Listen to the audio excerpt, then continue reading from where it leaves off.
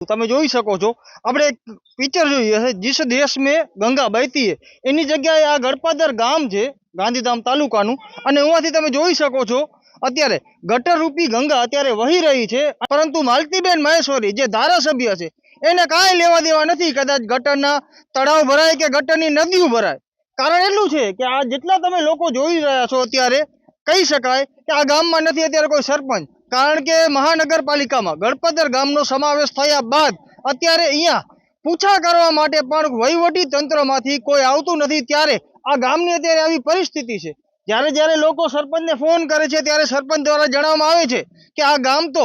મહાનગરપાલિકાએ હસ્તગત કરી લીધું છે એટલે અત્યારે કહી શકાય કે આ ગામમાં કોઈ પૂછવાવાળું નથી આ જાણે આ ગામ પાકિસ્તાનની અંદર આવી ગયું હોય અને ત્યાં હવે આ ગામનો વહીવટ થાય એવું અત્યારે પ્રાથમિક દ્રષ્ટિએ જોવા મળી રહ્યું છે પરંતુ હાલની પરિસ્થિતિ એવી છે ઝીરો ગ્રાઉન્ડ ન્યૂઝ અમે એટલે કરતા હોઈએ છીએ કારણ કે લોકોની ક્યાંક આંખ ખુલે જ્યારે પણ અહીંયા મહાનગરપાલિકાના ઇલેક્શન થશે અને કોર્પોરેટર એમાં 4 ઊભા રાખવામાં આવશે અહીંયાની પેનલમાંથી ત્યારે અહીંયા જેટલા ઊભા લોકોને હું એટલું જ કહીશ કે તમે આંખ બંધ કરીને કોઈ પણ કોર્પોરેટર પછી ભાજપ હોય કોંગ્રેસ હોય કે આમ આદમી પાર્ટી હોય આંખ બંધ કરીને તમે એને મત આપી ન દેતા માણસ જોજો તમારા પાછળ કામ કરે છે કે નથી જોજો બાકી આમ ને આમ 365 દિવસ અને 1825 દિવસ એટલે કે 5 વર્ષ સુધી આમ ને આમ ગટર રૂપી પાણી વહ્યા કરશે અને એને રોકવાવાળું કોઈ નહીં હોય